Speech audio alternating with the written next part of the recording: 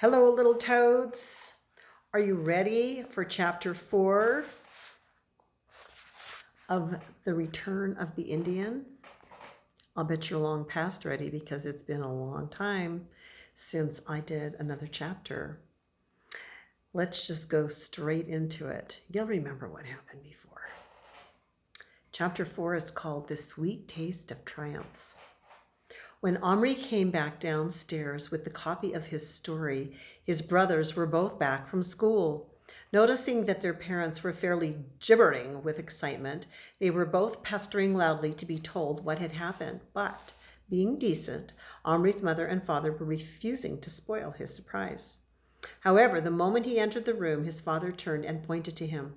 "It's Omri's news," he said. "Ask him to tell you." "Well," said Gillen. "Go on," said Adiel. "Don't drive us mad."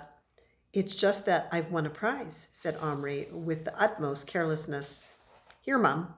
He handed her the folder, and she rushed out of the room with it clutched to her bosom, saying that she couldn't wait another minute to read it. "Prize for what?" asked Adiel cynically. "For winning a donkey race?" inquired Gillen.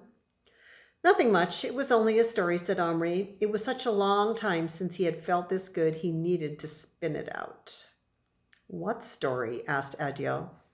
"What's the prize?" asked Gillen at the same time. "You know, that telecom competition.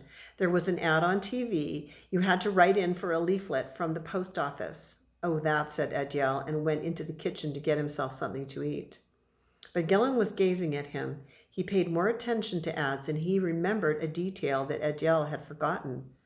"The prizes were money," he said slowly. "Big money."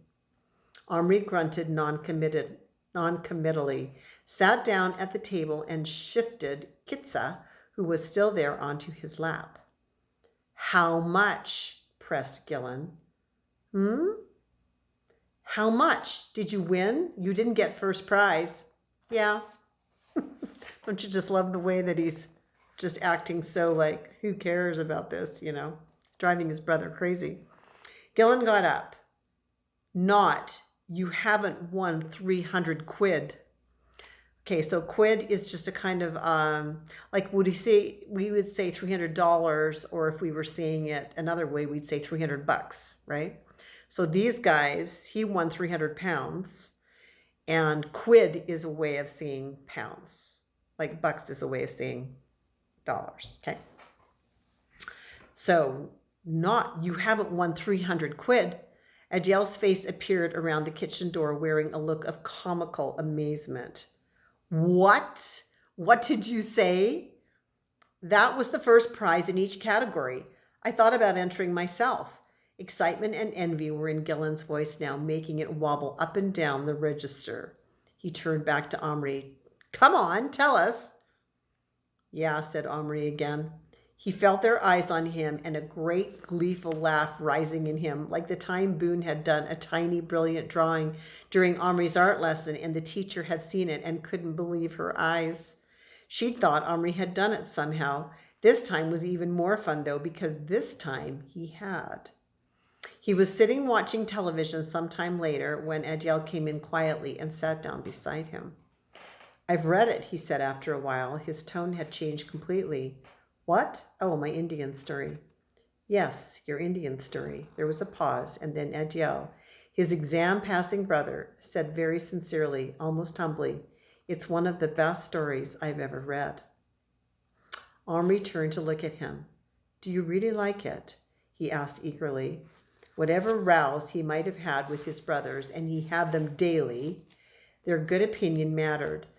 Row is a way, it's another word for having a fight, a row. Their good opinion mattered, Adiel's especially. "You know perfectly well it's brilliant. How on earth did you dream all of that up? Coming from another time and all that. It's so well worked out, so, I don't know, you actually had me believing in it. And working in all those real parts about the family. Blimey, I mean, it was terrific. Now don't take this the wrong way, but I can't quite credit that you made it all up." After a pause, Omri said, "What do you mean?" "That you think I nicked it from a book? Because I didn't." "It's entirely original?" Omri glanced at him. Original? Yes, that's what it is. It's original. Well, congratulations anyway. I think it's fabulous. They stared at the screen for a while, and then he added, you better go and talk to Mom. She's sobbing her eyes out. Omri reluctantly went in search of his mother and found her in the conservatory at the back of the house, watering her plants. Not with tears, to his great relief. She was not crying now, but she gave him a rather misty smile and said, I read the story, Omri. It's utterly amazing. No wonder it won. You're the darkest little horse I ever knew, and I love you. She hugged him. He submitted briefly, then politely extricated himself. When's supper? Usual time.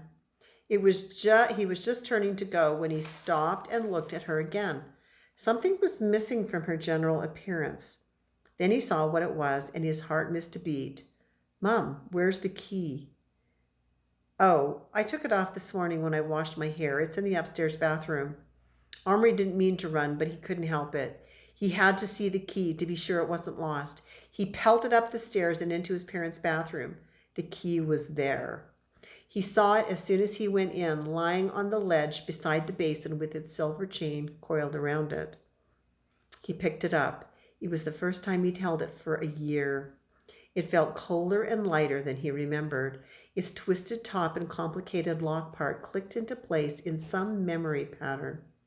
And something else clicked at the same time, something that had been hovering in his mind undefined since he'd read the letter. His story was original. Adiel had relieved his mind when he'd used that word. Even if you didn't make a story up, even if you had the experience and you wrote about it, it was original.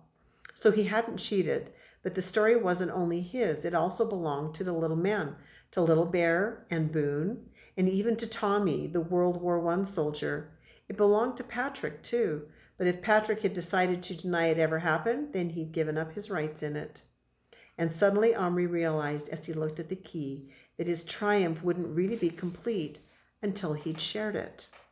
Not just with his parents and brothers or with the kids at school. No prize, no party could be as good as what he was thinking about now. This was his reason, his excuse to do what he'd been yearning to do ever since that moment when the cupboard door closed and transformed his friends back into plastic.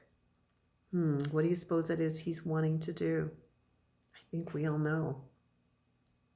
Only with Little Bear and Boone could he share the secret behind his story, the most exciting part of all, that it was true. He turned, went out of the bathroom, and up the remaining stairs to his attic room. Not for long, he was thinking. I won't bring them back for long. Not long enough to cause problems, just long enough to have a good talk, to find out how they are. Maybe Bright Stars had had a baby by now. A papoose! What fun if she brought it with her, though it would be almost too tiny to see. Little Bear had made himself a chief while he was with Omri, but when he returned to his own place, his father might still be alive. Little Bear wouldn't like being an ordinary brave again, and Boone, the crying cowboy with a talent for art, a deep dislike of washing, and a heavy thirst. It made Omri grin to think of him. Writing about the little men and their adventures had made them so clear in his mind that it hardly seemed necessary to do what he was going to do. And that's the end of chapter 4. Till next time.